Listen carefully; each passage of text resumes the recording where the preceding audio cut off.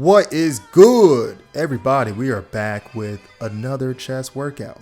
So I wanted to show you guys a bit of an issue that I had this night and potentially maybe other people might have when doing flat bench or incline bench press, and that would be an imbalance or technique breakdown while benching in some ways that you can fix it. So as you can see right here, pause it! Now, notice how the bar is completely even across my chest, and there seems to be no real imbalance or technique breakdown in this particular frame. This is generally what you want to aim for when you're at the bottom pause, and also when you're at the top as well. You'll really start to see what I mean as I get deeper into my sets. I mean, hell, you could probably even see a little bit here when I get to the top of each rep. Pause it again! Notice how there's a little bit of a dip here, and that just gets worse and worse throughout my entire sets for incline bench press. Now, I did a little bit of research, and Squat University has a great short about how you can fix this issue with kettlebell presses, as well as wrapping an elastic band around your wrists in conjunction with the kettlebell presses. So I'll make sure to link that video in the description box down below. So I don't really incline bench press that often. I did it a lot in college, and I even got to pretty significant weight. There's no real reason why I stopped doing incline flat bench. I just sort of progressed in my weightlifting journey, and I found that doing dumbbell incline chest press would build my chest a lot more than trying to, go super heavy on flat bench, or not flat bench, but barbell incline chest press. Really, anything with barbell, flat bench, and incline, and even decline, you're building strength. That's not to say that you won't gain size, right? But I feel that when you're using dumbbells, and of course the concentric, the bottom pause, all that, eccentric, all that good stuff, when you're utilizing those methods with dumbbells, you're going to grow significantly more with doing dumbbells as opposed to barbell, in my opinion. Now, barbell is great for strength. You can get hella strong doing mostly barbell oriented workouts. And that's really why I find myself coming back to barbell workouts. I do love the bench press, flat bench anyway. That's just my first ever love. But as far as incline, I'm just not too thrilled with it. I just, I've been there, done that. I mean, I don't really have any desire to get back to lifting as heavy as I did in college. Mainly due to shoulder injuries and, rotator cuffs, all that stuff. That's not fun.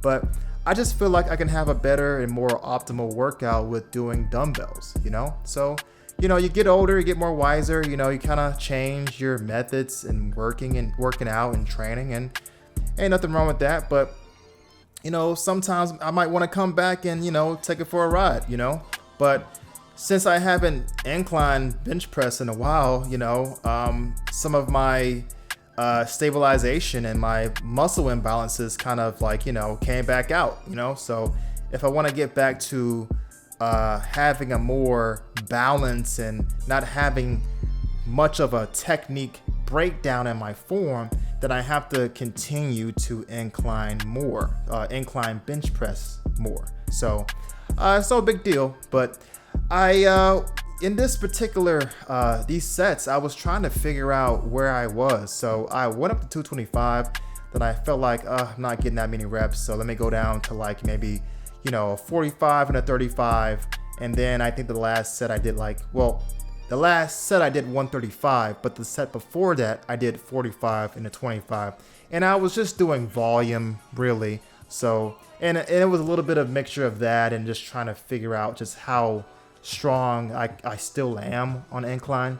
225 isn't bad for a couple of months, So maybe I will jump back on incline chest press, maybe. But it's not a real priority of mine, you have to really do what's best for you and what you feel like is gonna build your physique in the more optimal way. But I will venture over to the Smith machine maybe. Again, I said it in another video, just don't fall in love with that. But I will say, for building your chest, it's very good. It's very freaking good, man. You can really get a nice chest pump with slow and controlled reps. But right here, I went to do some, flat bench chest press with dumbbells and slow and controlled reps with 80s. I haven't convinced myself that I can do maybe 90s like this, so I've been staying with 80s for a while. My goal is to do about 100 or more like this, and I think that that's gonna be an impressive feat to accomplish for myself, because I seriously have noticed considerable gains doing controlled reps for dumbbells, and I love it. So I've been implementing this for my flat bench dumbbell chest press, my incline dumbbell chest press, and many other workouts as well. So give it a go, man. I know that some people who watch this, maybe they do it in a way that's more explosive and they're just trying to get it off their chest as quick as possible. But I'm not saying that you can't do that, because that's more for like athletic training and explosiveness. And explosiveness isn't a bad thing to achieve, especially if you are playing a sport. But if you're looking to build and get some size on you, though, try it out. Just try it out. I promise you, bro. I ain't gonna lie to you. Will I ever lie to you? Hell no. I'm telling you, man. You're gonna get a good pump, and you're gonna be like, damn, Jamal wasn't bullshitting. He wasn't bullshitting, man. My chest feels deep as hell. But yeah, this is, I did about 4 sets of, flat bench, dumbbell chest press. And, I gotta say, man, I felt really good after this set. The incline was kind of like, I did feel like my right arm was just fucking up, and I was like, damn, man, these sets feel kind of like shaky. And it's just, again, I have to get back to doing incline,